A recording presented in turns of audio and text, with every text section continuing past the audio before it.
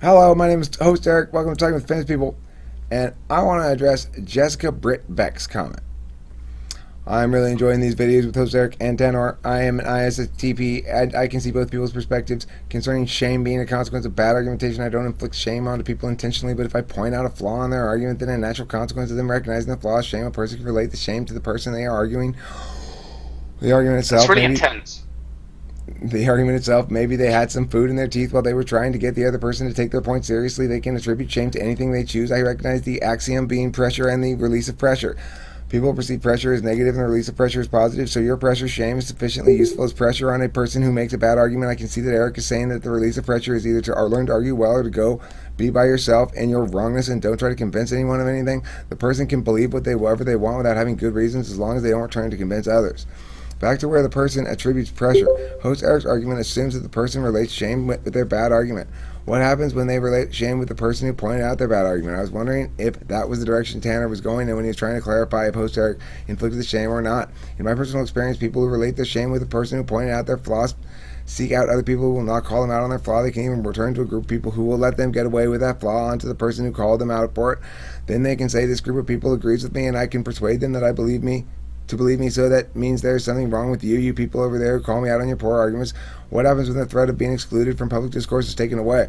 That would be an incorrect way to say people who make good arguments are wrong, because some people can be persuaded by bad arguments. All that does is make two factions: those who are willing to attribute shame to the flaw within the argument and who will allow debate and take something away of value, though what host Eric is doing, and those who think he is inflicting shame upon them will not gain anything from whatever he says. The only solution here that I can see is to accept two different viewpoints and say, oh well, at least I can affect some like-minded people, even if I can't teach everyone.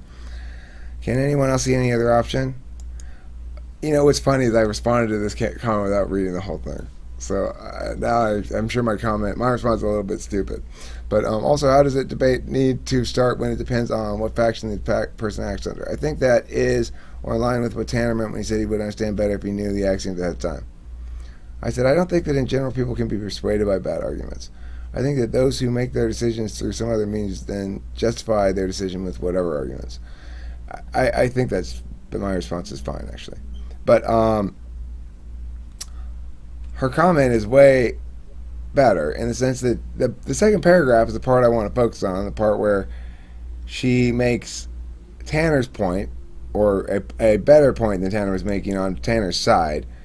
She says that my behavior may cause them to, what do you call it? Turn to the dark side. You have any thoughts? Anybody? Either of you? Asparagus or Georgius? A lot of that went over my head. All right, well, the bottom part of the comment says this, that if I'm making the argument in there that shaming people for their bad arguments is not shaming them, I'm not actively shaming them. I am expressing a genuine, first of all, surprise, although I don't imagine that'll last long if this persists. Like when I was dealing with not host Mark, and he was insisting that there's no difference between what kind of arguments we accept and what kind of policy we advocate for, right? Like, Mm-hmm. I was saying, look, I'm not saying we shouldn't pass your policy suggestions here because they're a bad idea, or we shouldn't pass them at all. I'm saying we can't use the arguments you're using to justify why we should pass them. And he said there's no difference between those two things. So, I mean, I think it's fair to say I became shocked and righteously indignant. And so somebody might take away from that I was shaming him, but my outrage was perfectly reasonable. It was like watching somebody blatantly cheat in like basketball or something. Like just walk down the court with a ball in their arms without dribbling at all and then put it in the basket and insist they get to count that as points, you know? Yeah. Just kind of cheating the conversation. Well, I mean, they're cheating along the argument line. They're arguing with me about something, right? Yeah. And so they're expecting me to adhere to the rules of the game. but then they're not adhering to the rules of the game. Because if you are not, here's another example of them not adhering. So Nato's Mark, he wanted to, what I kept referring to as collapse to skepticism, which means if I tried to pin him down on a point, or if I gave him an answer, no, I'm sorry, let me correct myself. If I gave him an answer that was specific to something, he would respond by saying, well, how do you know you're not just a brain in a vat? And I'd say, okay, well, if we're collapsing to skepticism, then that affects your points too. Do you get that or not? Right? Yeah. Like, I mean, I was just asking him, and he refused to acknowledge or accept that.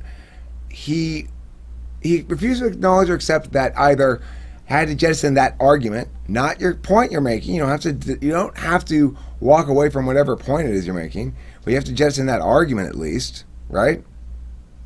Because if you're going to collapse to skepticism, that undermines your own points as well. You can't just use it to undermine mine and then be back out of skepticism to make your own points.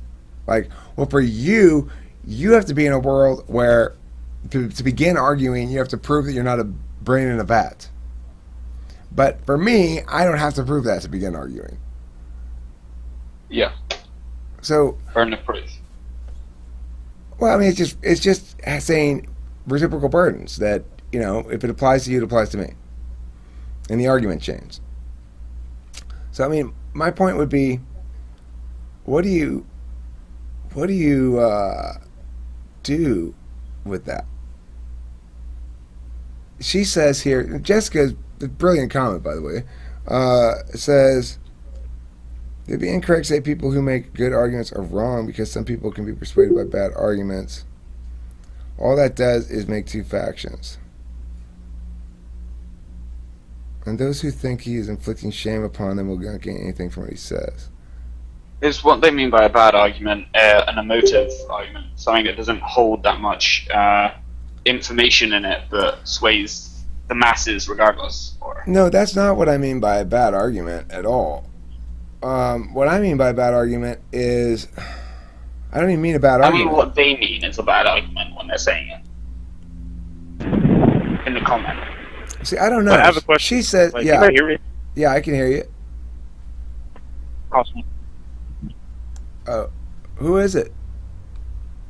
It's T-shirts. Oh, hi. That's what I thought, but then I didn't see your asparagus is offline now. Yeah, it's asparagus. I know, but it says it's offline, so that's why I was surprised. Okay, so Yeah, go I'm on the ahead. phone. What's the question? Oh yeah, I would suggest that his argument would fail the reciprocal burdens test inherently, because Right. if he's suggesting that the laws and stuff that are within, let's say, the religion of which he's referencing should govern an actual, like, make up any kind of legislation, it would inherently fail the reciprocal burdens test if he's not referring to each individual law on its own terms and not implicit within Christianity. Well, he's saying that such a test ought not be applied here because my religion is true, and then he wants to demonstrate that by talking about the specific things he's going to pass. That's fine in principle, but the problem is I'm not making the argument that what he wants to do is wrong or bad. I'm making the argument that he can't use the justifications he's using to advocate for it because those don't prove we should do it, because if we use those justifications, then it allows all this other shit that we don't want to allow. Right? So if we say, yeah, okay, that's a good enough reason, your opinion about God is a good enough reason to pass this law, then that's a good enough reason for the Ahmed Mahmoudud to also use his religion to pass laws, right? So then That's like that time I referenced me creating a new religion in school. It was because the teacher, not the teacher, but the marriage counselor woman refused to marry the gay couple because of her religion. So I came to school and somebody argued with me. It was like, oh, because they have a book or something. So I came to school the next day with little fucking homemade book about the spaghetti monster and was arguing against her with the book because she obviously said that. It failed the reciprocal burden test, essentially. Right, yeah. If she's just fine with her book, why can't you just fine with your book? And the other point would be this. I would also refuse to marry the gay people, but it would be because I don't want to get them further involved in the federal mess that is currently the legislative act known as marriage.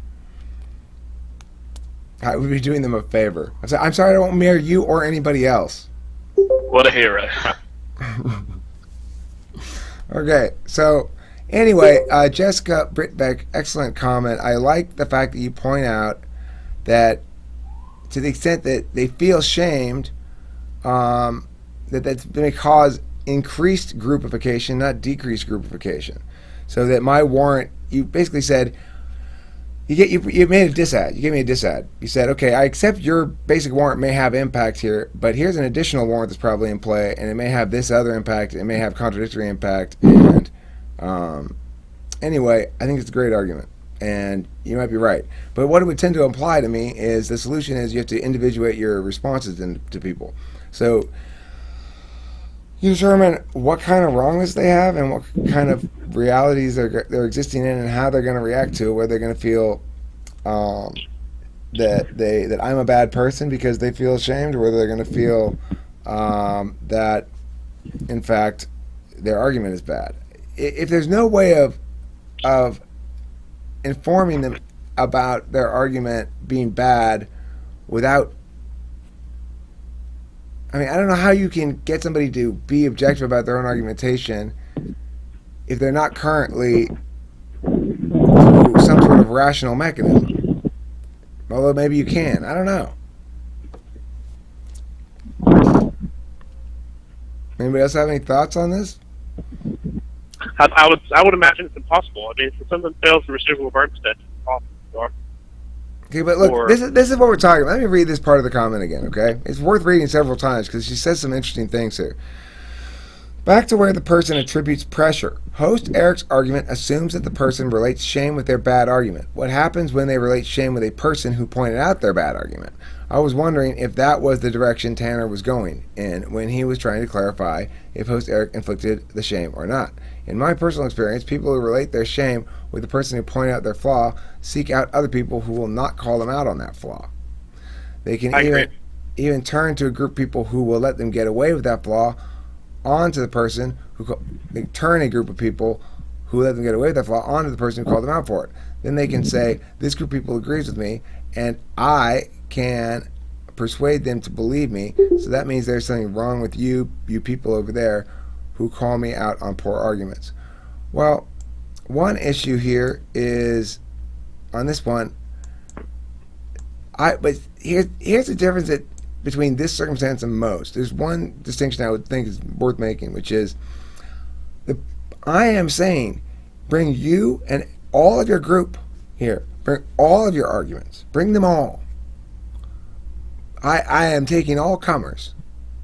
Bring every wrong person in the world. You guys get together in one big group. You come here and you take turns or whatever. Just hammer away with your bad arguments day after day after day after day after day until they all fall before me. Every last one of them. I have the will and the way to sit here and slaughter the entire army of bad arguments. So you can bring them all. Come. When I've defeated you all, you as an individual and you as a group, and all the wrong people of the world together as a meta group, then at long last shall something be happening. I don't know what though. Something. Here's something else. I feel like anything. Go ahead. I'm sorry. Go ahead. Yeah, Georgius. And then then Trenton, you go after that. Go ahead. I was being a crowd. I was just chanting your name. That was inspiring. Oh, thank you. Thank you. I appreciate that. I mean, I don't know what else to say. It's like I can only do the best. First of all, I'm not very good at reading people and saying this person wants to be argued with like this, or this person wants to be argued with like that. That is not a skill set I currently have. I don't either. But what I was going to suggested a moment ago was that when you're suggesting that someone is arguing and you feel like you can change whatever argument they have by showing them the flaws within their argument, they would have to, in the first place, have some amount of misinformation. In that they attempted to make their argument from some kind of rational origin, but because of the amount of misinformation it was, it caused them to have a false argument. And then it's perfectly fine to shame them and make them realize that the information within their argument is not rational, it's not logical, and it's not upholding itself. But if they're making an argument purely from subjective origin, then no matter how many times you point out the rational flaws within the argument, it still doesn't change the fact that it's within a subjective framework. But look, my point is not about misinformation or correct information in the argument or anything like that. My point is it's sort of the meta rule, right? It's like I am not rejecting your point. I'm saying you keep throwing this football on this basketball court, and you're not scoring any points. Those things that you keep calling touchdowns are you running into the wall of the gym. Right. And so if somebody refuses to acknowledge that they are not outside playing football, but instead are inside throwing a football and then running into the wall of the gym, they're not being tackled, they're running into the wall of the gym, right? If they are unable to acknowledge that, whether they're inside or outside, what kind of ball they have in their hands, and whether or not another person is tackling them or they're just running into walls, then I don't know what to tell you. I can't tell the difference between that and mentally ill. That's the thing I was suggesting about a person not being aware of whether or not their argument is born out of subjective origin or objective origin. Because if you have something born out of within an objective framework, you can parse it out. And at the end of the discussion, you are going to remove the false things within your objective framework and put the new right things within it. But here's the thing: he was able to make that distinction between objective and subjective. He was claiming that he was making an objective argument, and most importantly, he was claiming that there's no difference between a set of rules indicating what kind of arguments ought to be permitted in making public policy decisions and the actual policy decisions that are made. He insisted there's no difference between those two things. Right. Well, here's the thing. I feel like that I finally come to understand your reciprocal burden thing. It's really a beautiful thing. It's something I've used my whole life. And I'm happy you come to when it's convenient. When it's convenient. It is convenient. You use it when it's convenient, I'm saying. You haven't used it consistently. Just when it's convenient. Yeah.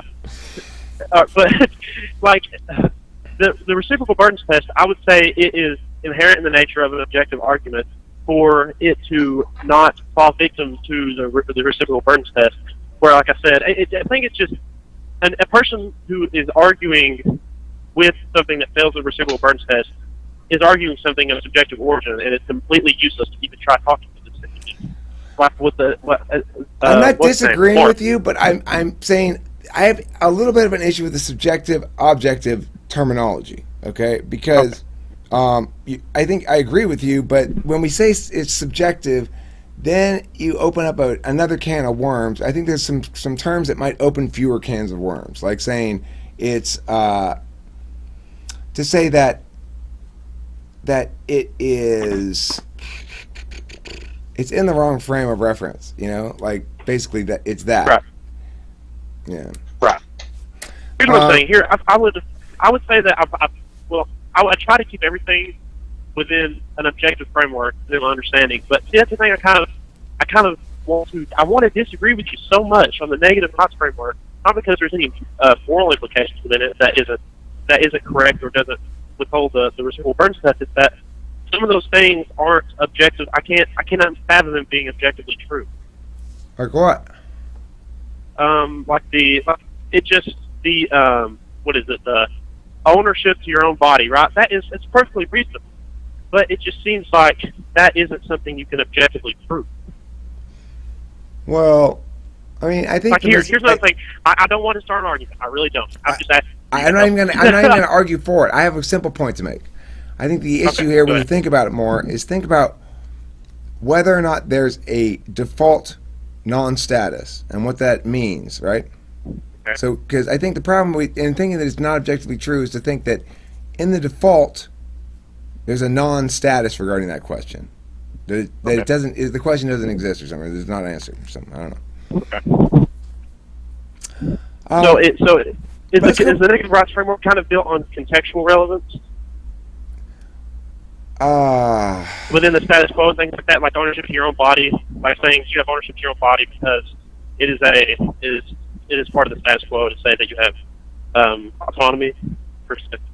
Well, I mean, I think the best reason to say that you own your own body is that we've tried not having that be true, and it meant slavery. Okay. I think the best reason is because it's objectively true, because any other alternative to its objective truth is... I'm sorry, there's a train. I'm going to mute this. Okay. Yeah, I'd say any other alternative to objective truth of the point is unacceptable, right? So, look, is it objectively true that you own your own body? Well, yeah. I mean, I'm in control of it. I'm responsible for it. Well, I wouldn't say that you're. I think there's a few loopholes in that, because I don't think that I'm always in control of my body.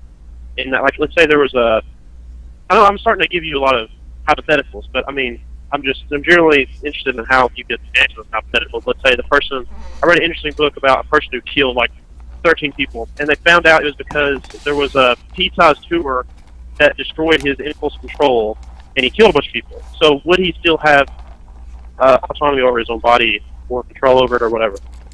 Did he still own his body? Well, there are issues of consent, right? And that is answered by those issues of consent. To say that we do assume to be a consenting individual who, with full ownership, rights, and responsibilities, that it requires you to be sane, sober, informed enough to make consent about something, and of age, stuff like that. So that would fall under the category of mental illness, and we do have a reduced culpability for one's actions if you can demonstrably show, or it can be demonstrably shown, the individual has something other than the normal moral agent's capacity to choose. Right. But what I want to get back to, what I want this video mostly to be about, and it's very similar to the topic we're talking about, but is what to do about those kind of occurrences that happen to me, where I experience somebody who is displaying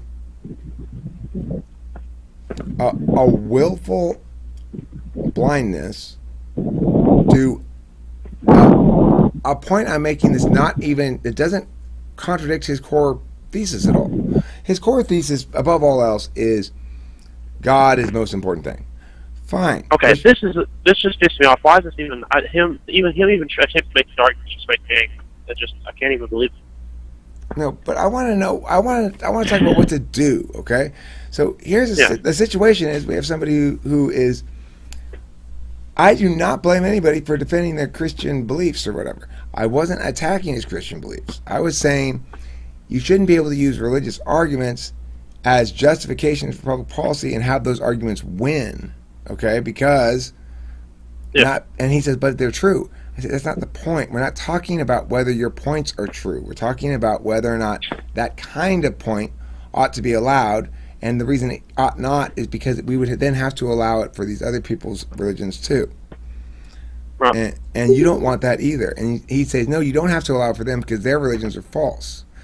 And I point out, well, we don't determine the kind of argument that's allowed in public policy by whether or not the individual instances of the argument are true or false, but rather whether the type of argument is acceptable. For example, we don't say we should follow this public policy plan because it'll make my dog happy. Why is that not a good reason to advocate for it? Yeah. There's certain kinds of reasons that we don't normally allow. So how do I convince those? How do I get those people to understand? Remember, I'm not telling them their central point is wrong. I'm telling them, no, you're playing the wrong game on the wrong field. How do I get them to understand that?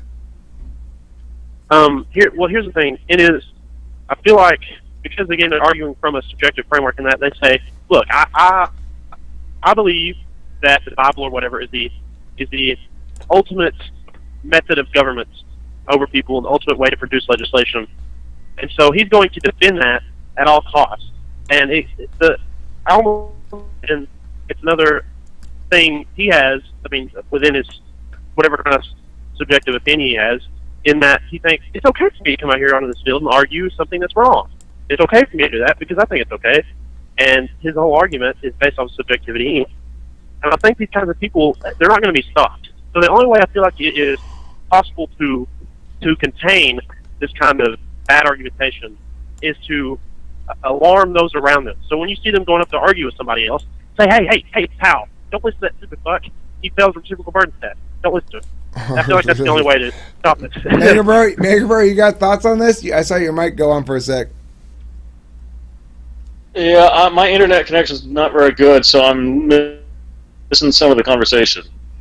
Okay, well, I'm asking basically what to do when you're trying to convince somebody not that their point is wrong, but that you can't make that kind of point in this kind of argument, and here's why, and this is why you have to keep those kind of points over there. I'm not saying your what your argument is wrong. I'm saying you have to use better kind of points. How do I convince people of when they refuse to acknowledge there's a difference between the two things, as not host Mark did?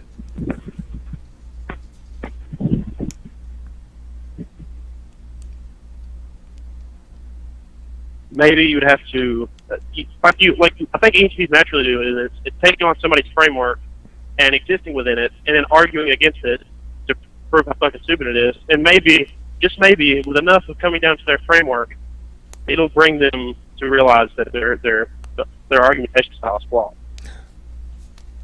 I think you're right about the framework. I think you'd have to argue it on Christian grounds. You have to win the Christian argument that you shouldn't apply God's law to. You have to win the "win in Rome, do as the Romans" kind of thing, or whatever it says. Win in Rome, give Caesar his due. One thing that always resulted to arguing with a Christian is when they would bring up something like, let's say somebody they warranted their homophobia. They warranted their homophobia with the Bible because it's a law within the Bible, and so I would immediately say, so you think it's okay to have slaves or whatever? Because that's a thing in the Bible. That's okay, and I feel like that's a method of arguing. Yeah, but see, here's the thing. I wasn't even trying to argue that right. I wasn't saying your Bible's contradictory, therefore we shouldn't use it. I wasn't saying we can't use your Christianity because it's not true or anything.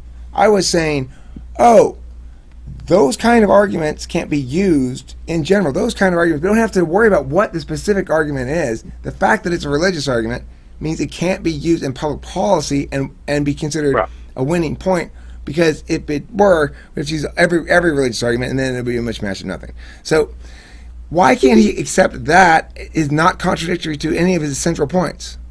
That's the problem I'm having. I need to know why he can't accept that doesn't violate anything he believes. I have a way to argue it, and it's that when this individual comes to do this, obviously within his framework, he's already accepted that all the arguments you are making against him aren't valid, just because he says so. So I feel like the only way for you to truly make him question what he's saying and the validity of it is to come down to his framework and say, okay, so we're taking the Word of God to be the ultimate truth, and then say it's point out the contradictions within the Word of God, and if he's still existing with his own framework, he's going to have to deal with that. He's going to have to fix it or change his framework or whatever in accordance to that, and maybe it'll make him even trash the whole framework. I mean, Jesus, that's a slog to have to go through and prove religious contradictions. Like, are we going back to square one or something? Come on. So, Mega I'm Bro, you just got not gonna thoughts? throw it away. Mega Bro?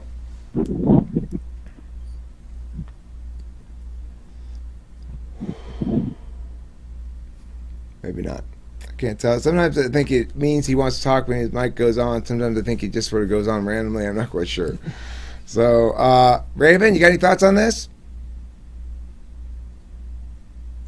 Margie says Socratic method. All right, well, you know, I'm going to keep hammering at him, see what happens. What is the Socratic method exactly? It says you just ask them questions. I mean, What is it though? well, so I wouldn't. It's basically playing the neg and not making claims and just asking a question, being like, okay, so if we should use God's law to do this, then does that mean that people who respect God's law should be the ones who are in charge of the government? Oh, does that mean that non-Christians shouldn't be able to run for office? Oh, does that mean? Oh, I can ask those kind of questions, I guess, and eventually have them basically advocating for something awful. But my point was, I guess, what I was trying to do in that conversation with him was to avoid contention level argumentation and say, look, I'm not going to sit here and say, no, I scored more points because I have 10 baskets and you only have 3 of your touchdowns. I'm not going to play that game. It's ridiculous. Right. You're not even on the right playing field. What are you doing? You're citing scripture as public policy arguments? I mean... I was laughing so hard when he started saying, like, Ezekiel 17:14. I was like, what the fuck? I like that video because I think it conveys what I believe is the only reasonable response to that kind of stuff. I was genuinely outraged, as one should be. He's fucking no different than ISIS. Yeah. It's pretty All right, let's end this video. Let's start another one. Margie, let's talk about what Margie wants to talk about. Margie always has good ideas.